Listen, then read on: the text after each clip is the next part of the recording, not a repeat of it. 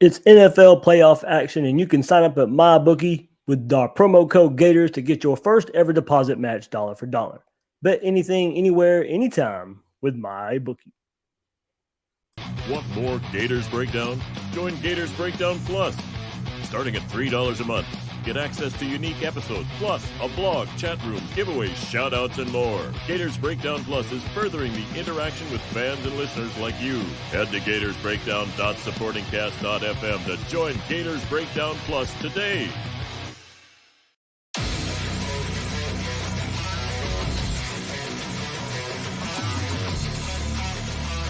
Gators Breakdown, because there's never a dull moment in Gator Nation.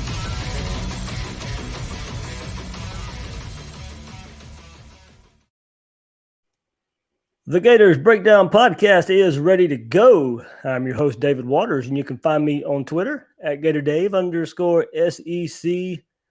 Man, never a dull moment, and it hits different a little bit right now. I mean, we got some good news coming in off the first official visit weekend of 2022, and the Gators have knocked it out of the park with some transfer commits, a high school commit, some reports of new hires being made, and plenty to get into here on this episode of Gators Breakdown. So we'll go take a look back at all the commits the Gators had the last couple of days, the visits that happened over the last couple of days as well.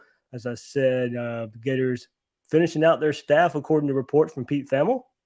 So we'll get into the reports there. But man, fast and furious recruiting news, of course, over the weekend with Billy Napier hosting. And look, most of the new staff, the staff mostly put together for the first time. You know, when they host visits for the one weekend they had in December, staff was a skeleton staff, barely put together. Most of the staff on campus hosting recruits this past weekend, and plenty came out of it. Plenty of good news came out of it for the Gators. Big time commit for the Gators in the transfer portal.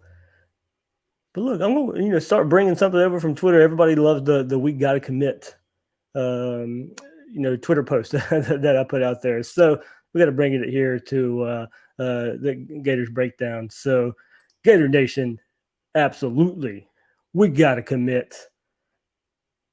Big time. Osiris Torrence, to me, counting right. I mean, granted, you look at high school recruiting different than you do transfer portal recruiting, but this was the top target for me. Like right at the moment, this is where I wanted Florida to start, and getting Osiris Torrence, a 6'5", 335-pound lineman from Louisiana. Billy Napier's old school, puts his name in the transfer portal not long after Billy Napier leaves. And, we thought, okay, perfect shoe-in. Go follow your coach to Gainesville, some other programs, mainly Auburn, mainly LSU, tried to get into the sweepstakes of Torrence, but Osiris Torrence. Today, on Monday, as we record this, he visited Florida over the weekend, got in late Saturday, visited Sunday, and ultimately committed to the Gators. 38 starts at Louisiana, started 14 games in 2021, and was named first team All Sun Belt Conference player. A lot to go through, and I mean a lot of accolades there for Torrence, but first team All Sun Belt, and then as a sophomore in 2020, started all 11 games for the Raging Cajuns, second team All Sun Belt that year, and a member of an offensive line that finished the year ranked 5th nationally and first in the Sun Belt in tackles for loss allowed, only 3.64 a game. 7th nationally and first in the league in sacks allowed, 0.82. Line also opened up Louisiana's rushing attack, which ranked 21st in the nation in 2020 with 213 yards per contest. That unit was named a Joe Moore Award semifinalist for their outstanding play. Go back to his true freshman year. Started 13 of 14 games as a true freshman. Both offensive line coaches, look, Rob Sell, on campus. Got hired last week on campus recruiting for Florida. Paid huge dividends. Darnell Stapleton, was big here as well in getting Torrence to choose Florida over LSU.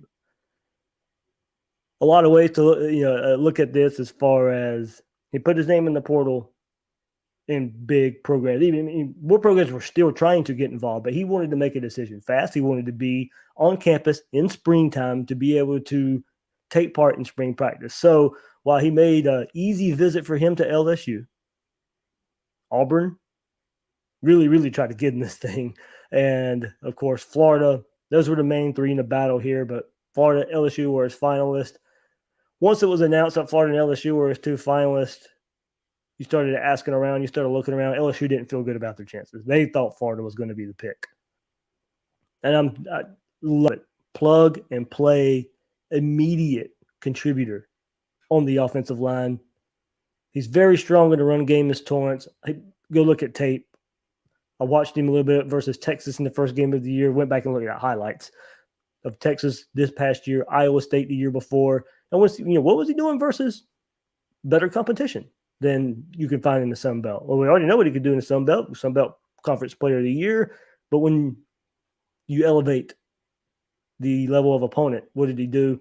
Still showed the same things. A mauler, a road grader, plays with a mean streak. And that's not to say he isn't strong in pass protection. According to Pro Football Focus, he has yet to give up a sack in his career. That spans 37 games and 1,100 snaps. Unreal. 3 years playing, has yet to give up a sack.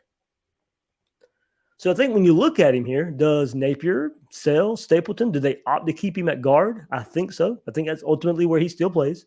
He played tackle a little.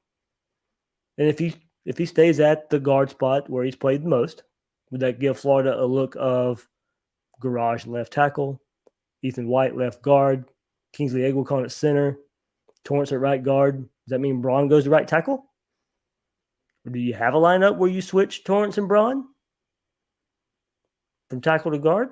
We'll see. I think where it starts, for me at least, just kind of going by where we've seen this Florida offensive line and where those guys have mostly played. I think Torrence still right guard. Hopefully Braun can handle right tackle. Braun was a pretty good right guard in his own right last year when he got to play there before he got shuffled down to the left side. So I'm interested to see how this does play out.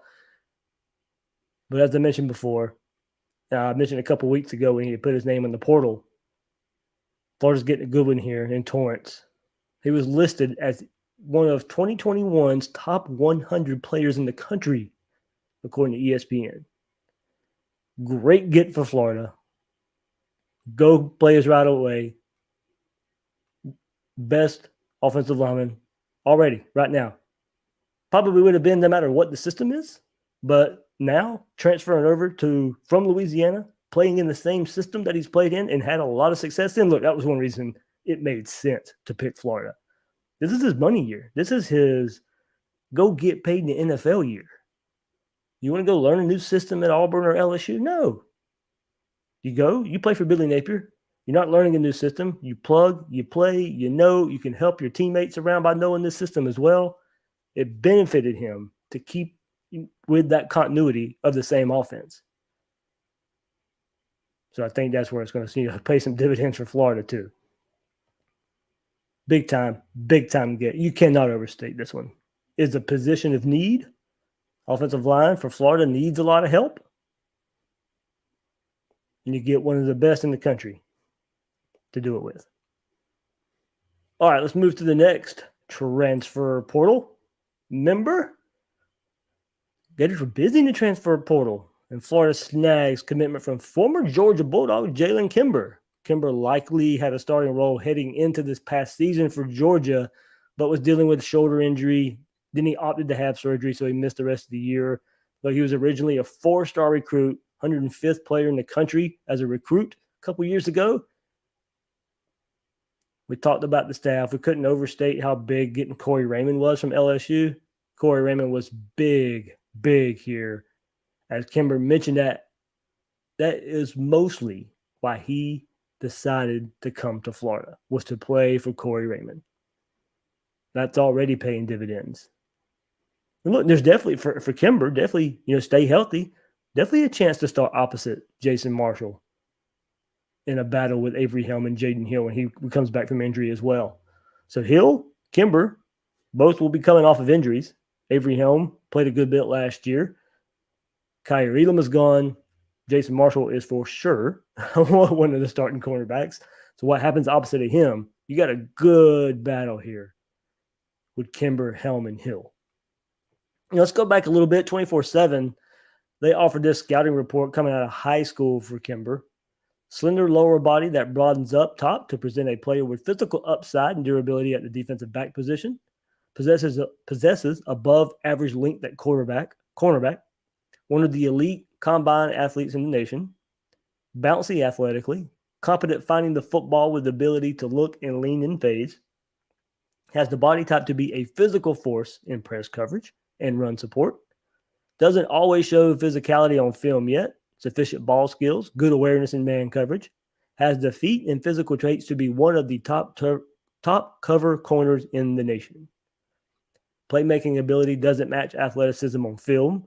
Doesn't trust his speed enough in coverage and can get handsy downfield. An uptrending prospect that is likely a Power 5 impact starter, mid-round NFL draft pick. However, he has physical traits that give him first-round NFL upside. You can say that was from a couple years ago. As I mentioned, coming out of spring last year, coming out of spring for Georgia, he was a projected starter for that Georgia Bulldog defense. Kimber has 4 years of eligibility left. So good get there for some depth in the defensive backfield for the Gators. Wasn't all transfer portals for Florida. Get one from the high school ranks as well with the commitment of safety Miguel Mitchell. He was a player that this staff targeted not long after being hired to come to Florida. He was a decommit from Vanderbilt. He visited Gainesville this past weekend. The staff recruited him at Louisiana. They're very familiar with him. They like his versatility. And with this staff, they identified him early on at Louisiana. So they brought that over. They brought that over to Florida. Lets you know how much this staff likes him. Pair him with safety Kamari Wilson. And then Devin Moore in this class. Wilson already a safety, of course. Moore probably used more as a cornerback. Mitchell chose Florida over Tennessee. And I know this was one of the first big things that come out of this. As I got all kind of messages sent my way. I do not think the commitment of Mitchell is seen as a lack of confidence in getting Jacoby Matthews, the safety out of Louisiana.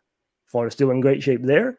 So I don't think this affects that whatsoever. I don't think this means Florida's like, well, all right, we don't feel good about getting Matthews. Let's take the commitment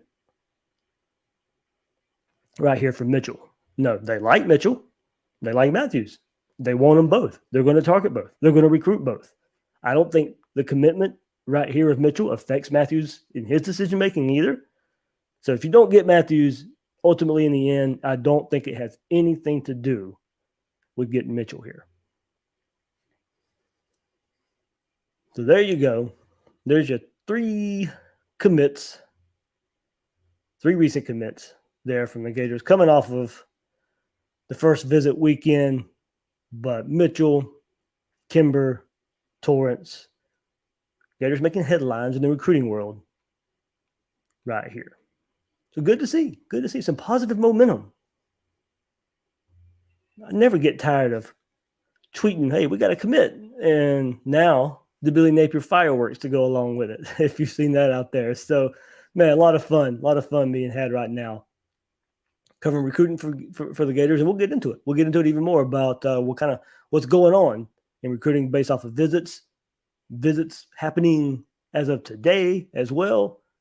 Lots and lots to get into. But before we do, even though fantasy football season is over, you can keep the excitement alive with MyBookie's double deposit bonus. Having your initial deposit matched up to $1,000 is like playing every game with home field advantage. All you have to do is sign up, use promo code Gators to get your funds credited to your account instantly so you can start placing bets with MyBookie. With the NFL playoffs in full swing, there's no shortage of games to choose from at MyBookie, and everyone knows that the playoffs equal points. It's the best time of year to hammer the overs with every player out there trying to make big plays. The player props are a great way to find an edge as well. MyBookie is also home to exclusive contests that can be used to maximize your winnings and make 2022 your best year yet. Don't miss out. Double your first deposit up to $1,000 by using promo code Gators. Place your bets and get ready for the intensity of playoff action. Bet on anything, anywhere, anytime with MyBookie. All right.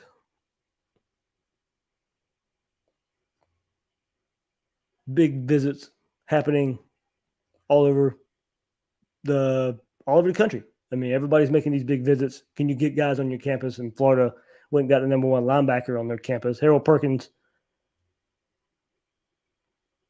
Looks like the visit went pretty well with the Texas A&M commit. This one, hopefully, should be going down to the wire here. A couple more weeks, of course, until signing day. But look, Texas A&M, they're fully aware of the legit interest Perkins has in Florida. And look, Perkins goes back. He mentioned the approach from the new staff, the investment of the investment to the players, facilities, nutrition, housing, name, image, and likeness. Florida's doing all of that. And look, he even said it caught him by surprise. He did not expect what Florida laid out, the plan Florida has for their players. He did not expect that. He was caught by surprise. And I know we all would have loved for him to shut it down after this visit and commit, but that was never going to happen. So Perkins has the Polynesian Bowl coming up this week. And I talked about visits happening today. That's not stopping the staff from visiting his family today. In particular, his uncle. He was just on campus.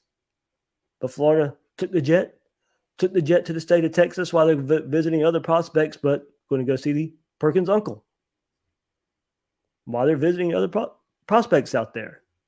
Nice to see this staff with a plan. Nice to see this staff following up, keeping Florida in the conversation, keeping Florida in the forefront. I mean, it's refreshing to see how this staff is attacking recruiting like this. Last week, guys that you're going to have coming up on visits this coming up week, it could be Matthews, Javante Citizen. They go out there and see those guys last week. Now you get them coming up on visits to Florida this week. And now with somebody like Perkins, you had him visit this past week, and you're going to visit his family just a few days later. Refreshing. That's about another, adjective to describe recruiting right now. It is different. It feels great. It feels good. Now, of course, it's got to go pay off. Ultimately, I think it will. What happens with this transition class, we'll see. I'm not going to judge it too harshly. If a lot of good comes from it, great. I think it's a great inclination of what's to come. If the results don't come right away, it doesn't really scare me at all for what's coming up. You can see the plan in motion. One big surprise, hopefully you guys saw this. If you didn't, that's what we're going to do here too, bring you the news. Sometimes right now, this time of year, it's just news heavy. We have to just get it out there. One big surprise from this past weekend comes from the transfer portal. And wide receiver Javon Baker, last week he announced he's transferring from Alabama. Well, just a couple days later, his first visit is Gainesville. Surprise. Nobody saw this one coming. Reports started coming out on Sunday. Hey, he visited Gainesville this past weekend. Great to see. First visit was to Gainesville, of course. It went very well. Pretty much putting Florida in an early lead for his services right here. While at Bama, Baker caught just 9 passes for 116 yards and a touchdown. He's played there 2 years. Touchdown came during this past season. Now, look, we know that 2020 Bama team very well. Florida played him in the SEC championship game. Ain't no freshman wide receiver in the country. I don't care how good you are playing for that 2020 Bama team as a true freshman with what they were rolling with out there. So, yeah, him not putting up stats in 2020 all that much, okay. You live with that. But he did not get a lot of playing time in 2021 either. So he's decided to transfer. Former high school teammate of Gators quarterback Carlos Del Rio. So there's a little in there. A decision will likely come very soon. and the Gators are in an ideal landing spot, according to his father. Let's stay at wide receiver. Caleb Douglas is named Florida his early leader after visiting this past weekend. Now, I'm interested to see how this one works out. Does this visit of Baker and maybe the possibility of him transferring from Alabama, does that play into what happens with Douglas? Does the staff want him to wait till Baker decides what he wants to do, or would they take his commitment either way? I think we'll see how that one plays out. It'd be interesting to see how it plays out. The 3-star wide receivers also visiting Oregon coming up. Arliss Boardingham, he was an official visitor this past weekend. He also had great things to say about his visit, and now really knowing Napier and his staff. He didn't really know him all that well, but he came away very impressed. Keep an eye on this athlete. And I got to mention athlete. Just mention what was going on at wide receiver. Could also fit in at tight end. One of the top athletes in the country, 6'4", 220, all the way from California. So Kerry Colbert involved here because of his previous USC job. And then Boardingham being used as an athlete, wide receiver, tight end mold. So Colbert checking in on him over the weekend as well while him and his family visits there. So keep an eye out there on Boardingham as well. Can the Florida Gators pull a California kid all the way across the country? And before we wrap up the visit weekend, Florida had one big-time 2023 visitor on campus. 5-star edge rusher from Orlando, Malik Bryant. It'll be a while before we know where he's going to end up. This recruitment will take a little bit. But he comes out of the visit saying Florida is a definite contender. What's every Gators fan more than likely got at the top of their list when you look at recruiting? Secure the top in-state talent. Malik Bryant's on campus this past weekend. New staff's making inroads there. Hopefully let's see that one pay off. But there you go. Starting to get some of those big names in the next class on campus as well. So, all right, there you go. There's all the commits. There's the highlights of the visit weekend. Just happened the last few days for Gator Nation, for the Gators. New staff. Knocking the transfer portal a home run. Let's see how it all finishes up. But like I said, I like the off-campus visits this time of year too, and how they're strategizing those of keeping Florida in the forefront, keeping in the minds of the family and the players out there. All right, guys, so let's see just reports now of hires being made for the Gators. Pete Thamel reporting on the Gators coaching staff and how it will fill their remaining spots. So the first one that came out over the weekend, Sean Spencer. He is reported to be the Gators' next defensive line and co-defensive coordinator. Spencer was in line to – let's tell you how crazy the coaching carousel is right now too. Spencer was in line to be named co-DC under first-year head coach at Duke, Texas A&M, Mike Elko. He left Texas A&M as defensive coordinator. Now he's head coach at Duke. So great reputation on the defensive side of the ball. He was going to name Sean Spencer his defensive coordinator. Well, Spencer looks to be coming to Gainesville, according to the report. So Spencer just spent this past season in the NFL with the New York Giants, but before that with Penn State. Head coach James Franklin there from 2014 to 2019. He was also previously with Franklin at Vanderbilt from 2011 to 2013. So he has SEC experience as well. In 2019, so here's some of the highlights while Spencer was at Penn State. In 2019, Penn State had 45 sacks, the 7th highest total in the nation, 3rd best in the Big Ten. It was Penn State's 5th consecutive season with at least 40 sacks. The first such streak for the Nittany Lions since team sacks were recorded in 1988. In 2015 and 18, Penn State led the nation in sacks. Meanwhile, his unit also helped the Nittany Lions finish first in the nation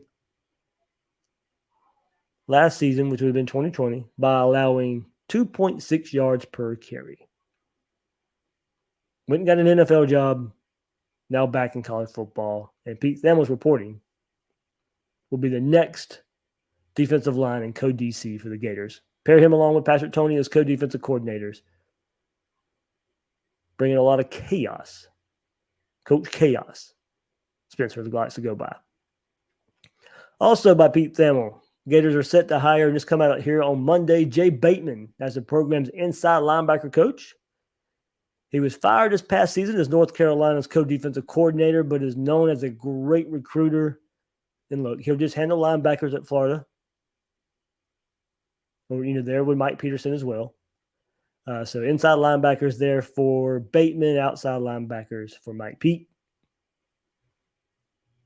So look, I'm not going to, I'll put this out there on Twitter, I'm not going to pretend to know if Bateman's a good hire or not, but I'm not going to hammer him for failing as a co-defensive coordinator at North Carolina when he's a position coach now. Completely different. His recruit list seems like a plus. He was named a top 10 recruiter in the country by 24/7 Sports just a year ago. The last cycle, he was named the top 10 recruiter in the country. And then I had somebody reach out. Gators Breakdown listener and Twitter follower Andrew, he sent me this on Twitter. Had a close friend that played under Jay Bateman at Army. Said he was the best coach he ever had. Bateman is an absolute stud, and guys love playing for him. Friend called him a recruiting savant. It's key to note that he was a co-defensive coordinator at UNC. Mac Brown made the final decisions and limited his ability to execute his complete schemes. He's best at coordinating stunts and twists at the appropriate times. An inside linebacker job for him is perfect to get his feet wet at that level. From my buddy who played with him, I just wanted to share that. So there you go. Take that for, whatever it's worth to you, but it's what was shared to me. So now look, I know because of the names out there, not getting Carl Scott, Eric Henderson. Look, again, somewhat disappointment by not getting those guys, but looks like those guys want to stay in the NFL. Once that article from The Athletic came out, it put some pressure out there on those guys. That got leaked way, way, way too early. Should have never been leaked in the first place, of course. So that had somewhat an effect. But put some pressure on those guys. Also let everyone else know what was going on out there. So I'm sure other college teams, NFL teams were checking in on those guys to see if they could get in the sweepstakes for those coaches too. Look, I'm not going to sit here and lie and say Florida ends up, with what Florida ends up will be better than those two guys. No, of course, those guys would have been home run hires. That's top level additions there with those guys. But what would the reaction be from, the reported hires that are going to be made, or whoever it ends up being? What would the reaction be if those other names hadn't even come out? So I doubt the blowback for Spencer and Bateman would be as harsh if Scott and Henderson's name never appeared out there. So look, these are good pickups for Florida. A lot of good things are being said about those guys and the staff, the complete staff Billy Napier's putting together. So we'll see. But it does look like, according to Pete Thamel, Florida's coaching staff will be complete with Jay Bateman and Sean Spencer. All right. One more little tidbit, not necessarily tidbit, one more little storyline before we go. I know it was put out over the weekend. Kamori Gamble is going to transfer to UCF. Going to transfer away from Florida and go to in-state UCF. 31 catches this past season for Gamble. And look, he's gone from the program now. So who does Florida have left at the tight end position? Keon Zipper, Jonathan Odom, Nick Elksmith, Gage Wilcox, Tony Livingston. Plenty of numbers there for the Gators. So you'll have to cycle through that just coming up spring. A lot of work for the new staff there at that position. But look, if you go back to Louisiana, this is something I wanted to look at, with those numbers there and what Gamble brought to the table in this past year's offense. Look, you're not counting 2020's Florida offense for tight end production. I mean, Kyle Pitts and what he's doing out there. Come on, that's different. We all know that. So, in Dan Mullen's quote unquote traditional offense, or an offense that's not going to sit there and throw the ball 45 times a game, that's not what we're going to get from Billy Napier, at least to start. So, went back, looked at Louisiana tight end numbers, and not really a high number of targets for the tight end position so far in Napier's offense when he's been head coach of Louisiana. This past season, tight end Neil Johnson was 5th on the team with 287 yards. He was good for 22 catches, and that was also 5th highest on the team. Year before, Johnson was also the 5th highest on the team and highest tight end, but with only 13 catches that season. In 2019, tight end Nick Ralston only had 15 catches, and that was 6th highest on the team. And in Napier's first season at Louisiana, the highest catch tight end was Matt Barnes with 16, and that was 6th highest on the team. So looking at the history, you're looking at 15 catch range for tight ends. And looking at that, the passing attack for Napier, as I was sitting there kind of looking at the list of where the tight ends were, a couple years, running backs were way up there in catching the balls out of the backfield. So he's going to utilize his running backs out of the passing game as well. So we'll see what happens. You got better tight ends overall at Florida. Keon Zipperer, of course, I think he can be a passing game weapon here. But Billy Napier is going to like tight ends that block, big body tight ends, guys that, you're not going to kill the stat sheet in catches, but help block there on the end line, and then you get your 15 catches. So not a lot of other tight ends had catches in these years.